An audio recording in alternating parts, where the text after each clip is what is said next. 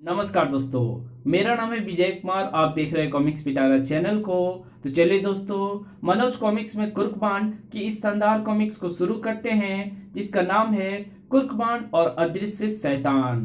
कुर्कबांड एवं मोटू शिवाजी स्टेडियम में एक अमेरिकन और एक भारतीय के बीच हो रही फ्री स्टाइल कुश्ती को देखने आए हुए थे। Hurray hurray! हिंदुस्तानी पहलवान अमेरिकन पहलवान पर भारी पड़ रहा था। धड़ाक पटाक तड़ाक! अचानक अमेरिकन पहलवान ने हिंदुस्तानी पहलवान के पैर को पकड़ दिया और उसे हवा में उछाल दिया। आई! धड़ाम! चोट बड़ी जबरदस्त थी। हिंदुस्तानी पहलवान मंच पर गिरकर छटपटाने लगा। एक, दो, तीन। हंफ हंफ। हिंदुस्तानी पहलवान 10 तक गिनती होने तक उठ नहीं पाया। 9, 10।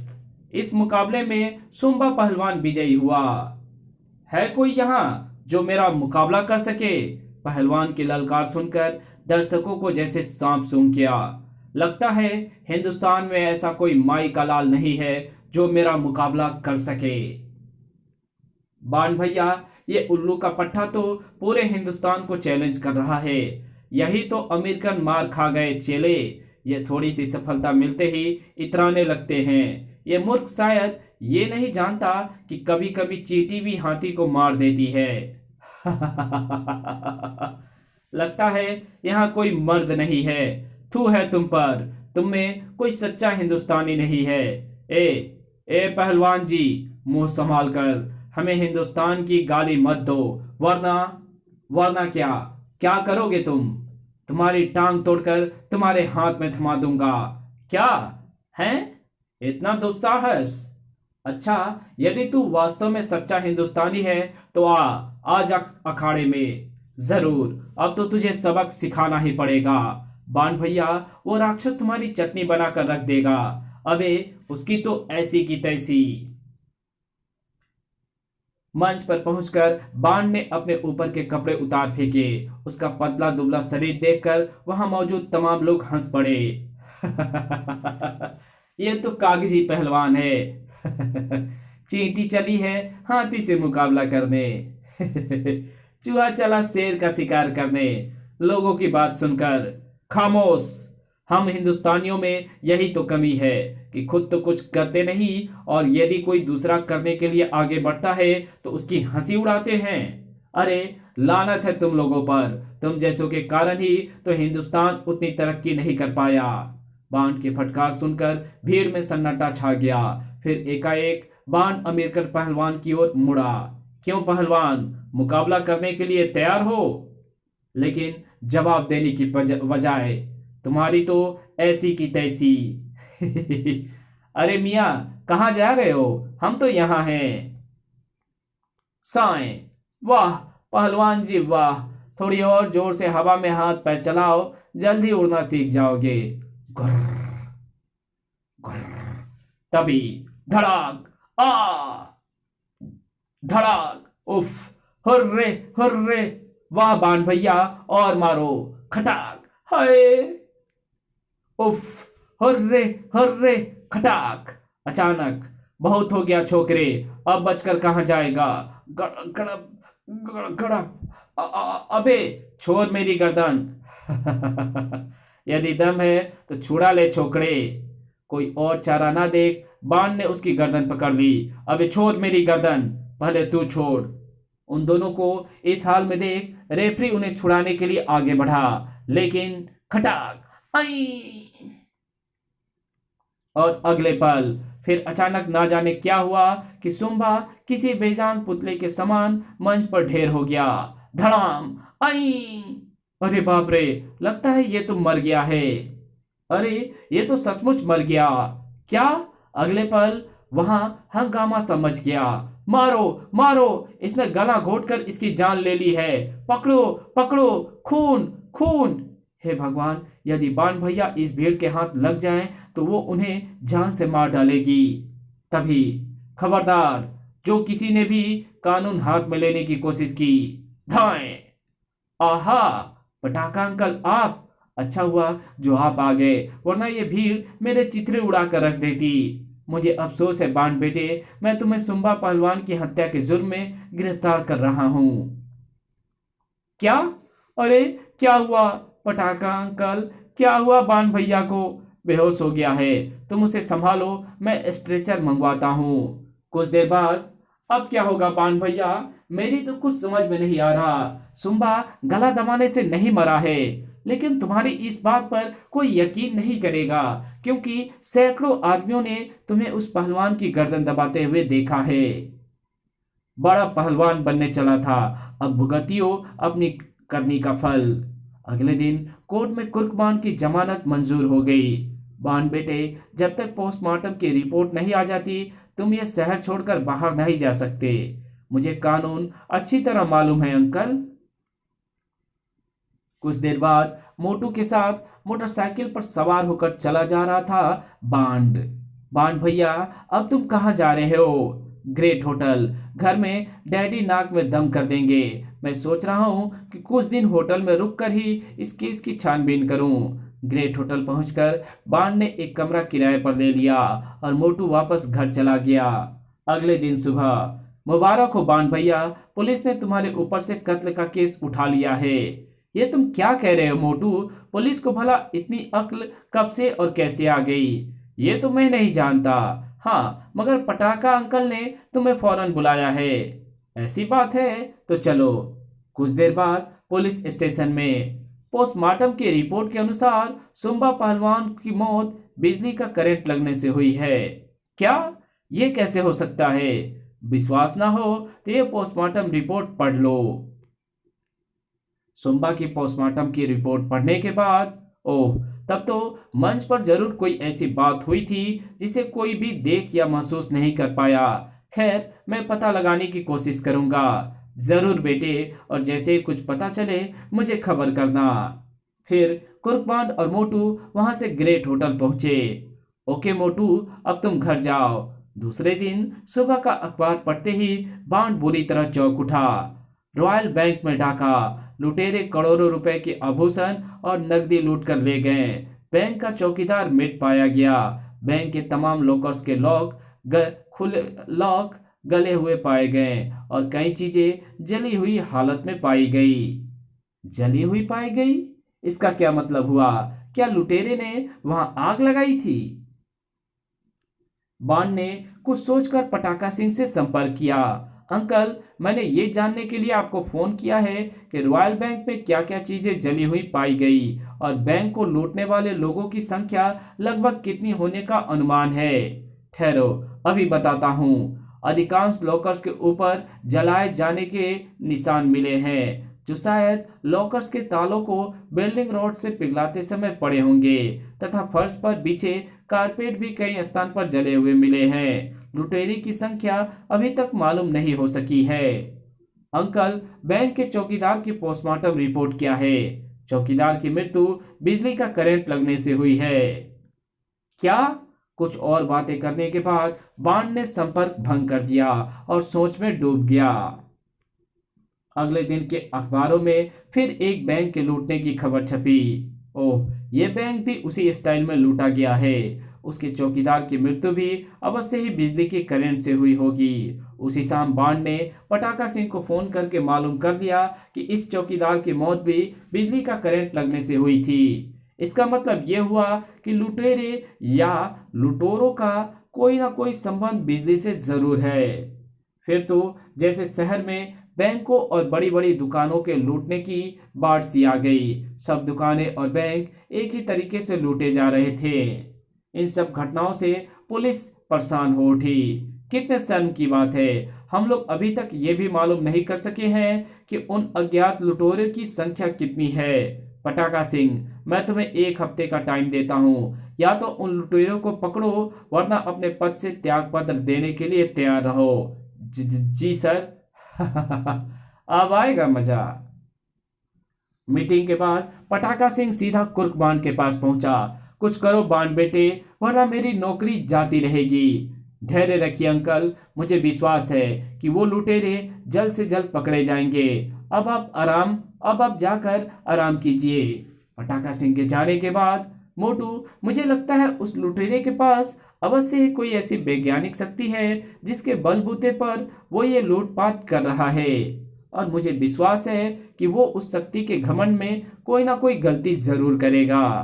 तो फिर तो फिर यही कि हमें चुप होकर नहीं बैठना है, बल्कि रात के समय उसकी खोज में बराबर शहर के चक्कर लगाने हैं, तभी वो पकड़ में आ सकेगा। अब तुम जाओ, लेकिन आज रात ठीक 11 बजे यहाँ पहुंच जाना। ओके। उसी रात ठीक 11 बजे। घर पर किसी ने रोका टोका तो नहीं? नहीं, अंकल ड्यूटी पर गए हैं और आंटी सो रही थी। मैं चुपचाप चला आया, और कुछ ही देर बाद उनकी मोटरसाइकिल एक तरफ उड़ी चली जा रही थी, दूसरी ओर शहर के दूसरे इलाकों में। कृपया अपना लाइसेंस और गाड़ी के कागज दिखाएं। आए, भीतर तो कोई भी नहीं है। तभी धड़ाक, आ, हाय, मर गया। धप है। ओह, क्या हुआ साहब? तभी फटाक, खो खो खो।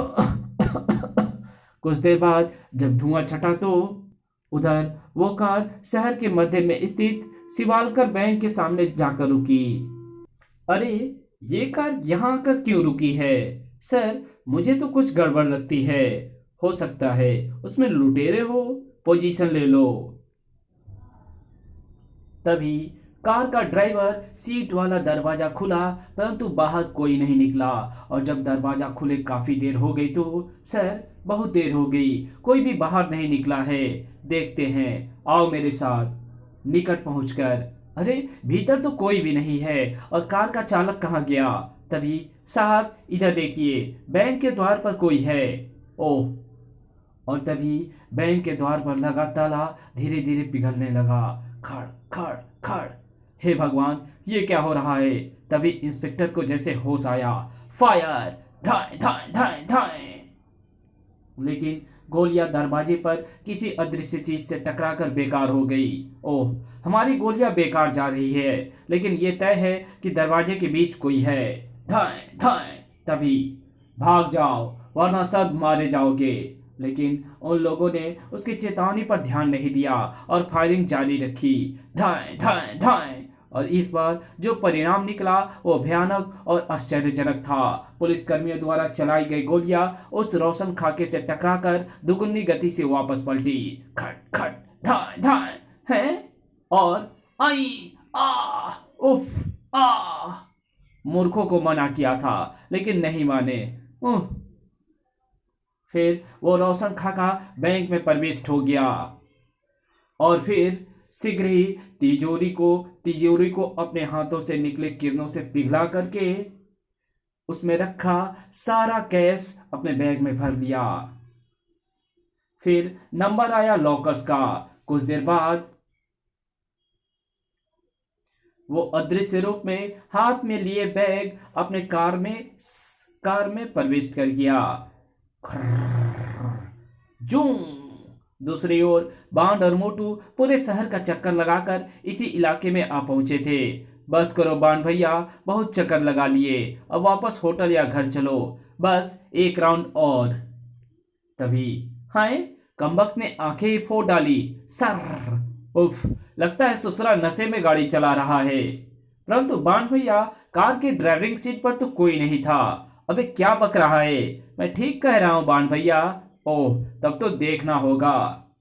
और तभी कुर्कबान और मोटू ने अपनी बाइक को उसके पीछे लगा दी। शीघ्र ही, बाप रे, ड्राइविंग सीट पर तो सचमुच कोई नहीं है। बांड भैया, मुझे लगता है इसे कोई भूत ड्राइव कर रहा है। दोस्तों, आप देख सकते हैं कि इसके आगे के पेज जो है वो एकदम वाइट है, यानी कि ब्लैंक है।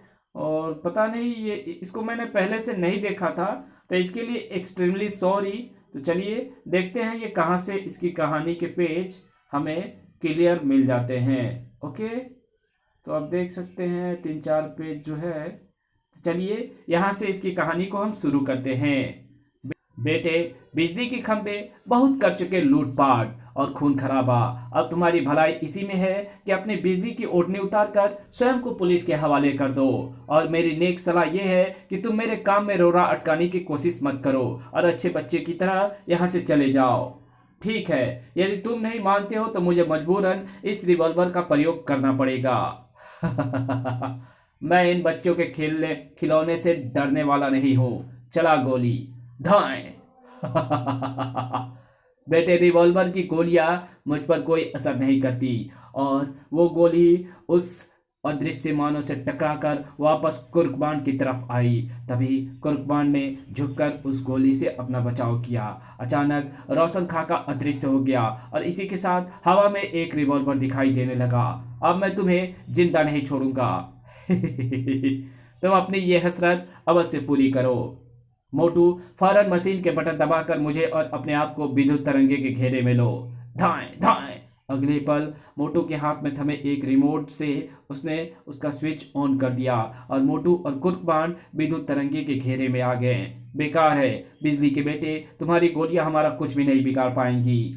लगता है आज गलत मुहूर्त पर घर से बाहर निकला हूँ, अतः यहाँ से भाग लेने में ही भलाई है। अगले पल हवा में लटका रिवॉल्वर गायब हो गया। लगता है अदृश्य शैतान भाग रहा है। और अगले ही पल कुर्कबाट के हाथ में थमे टॉर्च से रोशनी निकली। ओह, और तभी वो शैतान जो है वो सामने सदृश्य रूप में देखने लगा। अरे, वो भाग रहा है शैतान। अब भागना बेकार है। शैतान, रुक जाओ वरना मारे जाओगे। परंतु वो रुका नहीं। ओह, वो भागने के फिराक में है। उसे ये मौका देना ठीक नहीं होगा। अगले ही पल बॉन्ड ने टॉर्च में लगा दूसरा बटन दबा दिया और लाल प्रकाश ने तुरंत आग पकड़ ली। खट, बचाओ। वो मारा। अगर बचना चाहते हो तो तुरंत अपने सारे कपड़े उतार फेंको। और कोई रास्ता ना देखकर उसने कपड़े उतारने शुरू कर दिए। आ गया रास्ते पे। सारे कपड़े उतारते ही इंस्पेक्टर, इसे तुरंत हॉस्पिटल ले चलो। परंतु बान भाई, ये चक्कर क्या था? ये बात की बातें हैं, पहले इसे लेकर चलो। कुछ देर बाद हॉस्पिटल में। वाह, वो बच गया। आप उससे बातें कर सकते हैं। Thank you doctor. कुछ क्षण बाद वो सब उस व्यक्ति की आत्मकथा सुन रहे थे। मेरा नाम सतीश भार्गव है। मैं एक वैज्ञानिक हूँ। हिंदुस्तान से डॉक्टरेट की उपाधि लेने के बाद मैं पैसा कमाने के लिए अमेरिका चला गया। अमेरिका में मैं वहां के मशहूर वैज्ञानिक प्रोफेसर आर्म जैक्सन का असिस्टेंट बनकर काम करने लगा। खुम्बा पहलवान प्रोफेसर जैक्सन का बॉडीगार्ड था। वहीं मुझे पता लगा कि प्रोफेसर जैक्सन एक ऐसे अद्भुत वस्त्र का निर्माण करने में लगे हुए हैं जिसे पहनकर आदमी अदृश्य हो सकता है एवं बिजली की तरंगें छोड़ सकता है। साथ ही अपने को ऐसी विद्युत तरंगों में कैद कर सकता है जिससे टकराई कोई भी चीज 100 गुनी स्पीड से वापस पलट जाए। यदि ये वस्त्र मेरे हाथ लग जाए तो मैं दुनिया का सबसे बड़ा धनवान बन सकता हूँ। और जब प्रोफेसर ने उन वस्त्रों का निर्माण पूरा किया तो मैंने सुम्बा के साथ मिलकर प्रोफेसर का मर्डर कर दिया। फिर उन वस्त्रों को लेकर हम भारत चले आए। हमारे पास पैसा नहीं था, इसलिए सुम्बा कुश्ती लड़कर पैसा कमाने लगा। और इस कुश्तीबाजी के दौरान एक दिन जब उसने कुश्ती लड़ते हुए सारे हिंदुस्तानियों को चैलेंज किया, है कोई हिंदुस्तान में माई का लाल जो मेरा मुकाबला कर सके, तो मुझे बड़ा ही बुरा लगा और मैंने उन वस्त्रों का इस्तेमाल कर सबसे पहले वही सुम्बा का शिकार किया। धड़ाम, आई। अरे बाप रे, लगता है ये तो मर गया। बस उसके बाद से मैंने लूटपाट प्रारंभ कर दी। और चूंकि अब मेरा कोई राजदार या पार्टनर नहीं रह गया था, इसलिए मैं निश्चिंत था कि कभी भी कोई मेरा भेद नहीं जान पाएगा। परंतु आज मुझे मेरे किए गए पापों की सजा मिल गई है। कहने के साथ उसकी गर्दन लुढ़क गई। ओह, मर गया। अगले दिन के तमाम समाचार पत्रों में बाण की भूरी भूरी प्रशंसा छपी। आज की ताजा खबर, बिजली का बेटा यानी अदृश्य शैतान मारा गया। कुर्कबान की एक और महान विजय। चलो, जान बची। इसी के साथ ये कहानी यही समाप्त होती है। तो मिलेंगे आपसे एक और नए कॉमिक्स में। तब तक के लिए बाय। वीडियो अच्छी लगे तो इस वीडियो को लाइक कर देना। चैनल पर नए हो तो चैनल को जरूर सब्सक्राइब कर देना। और हाँ, इसके आगे से ऐसी गलती नहीं होगी क्योंकि इसमें कई सारे पेजेस जो हैं वो गायब हो चुके थे। ओके, तो प्लीज़ मैनेज कर लेना और कोई उल्टा सीधा कमेंट नहीं करना। Okay, thanks for watching my videos.